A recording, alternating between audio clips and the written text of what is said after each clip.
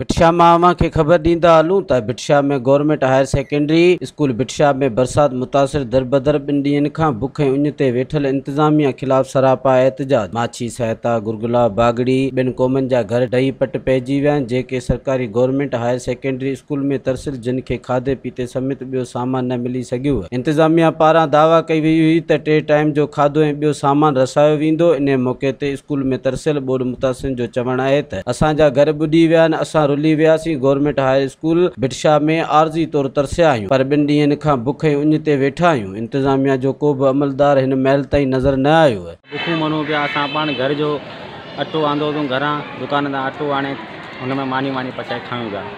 कुझु बि इंतज़ाम आहे कोन। मच्छर खाइण एतिरो पाणी बीठो आहे, मच्छर खाइण जा ॿार सभु असां बीमार पिया आहिनि।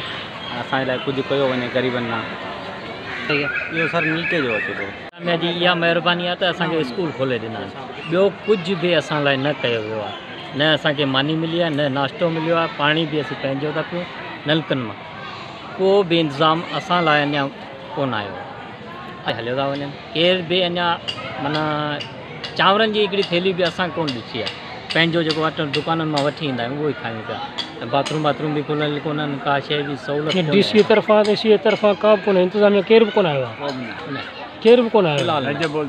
न कमिरो मिलियो आहे, न राशन मिलियो आहे, न खाध पीत कुझु कान मिली आहे। अॼु असांखे 3 ॾींहं स्कूल में वेठा आहियूं। नंढड़ा बच्चा आहिनि, उन्हनि खे मच्छर खाइनि पिया, अॻियां पाणी बीठो आहे।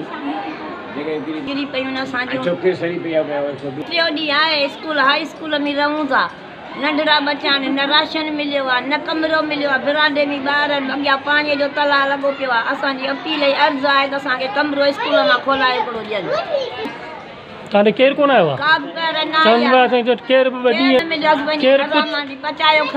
पाणी वग़ैरह पीअण करण न मिली आहे। पाणी अॻियां साम्हूं बीठो आहे। न को पीर, न को वॾेरो, न को ग़रीब कंहिं पुछा न कई आहे त अमर तुंहिंजा बच्चा कीअं, तोखे राशन आहे या कोन्हे। पाणीनि जे अॻियां वेठी कमिरो न आहे, कीअं वेठा आहियूं। इहा स्कूल में वेठा आहियूं। न मांदी मिली आहे, न राशन मिलियो आहे, न कमिरो मिलियो आहे। उहे PPR अची साम्हूं ॻाल्हाइनि त छा ॾिनो अथनि। थलो वेठा आहियूं, फुटपालीअ ते चढ़ियो। कमिरे बि न आहियूं, अंदरि ॿाहिरि बीठा आहियूं। पाणी अॻियां नंढड़ा बच्चा गोता खाइनि। मज़ीद ख़बरनि ऐं तफ़सीलात लाइ विज़िट कयो असांजी वेबसाइट www.awamiNewsHD.com ऐं ॾिसंदा रहो अवामी न्यूज़ HD।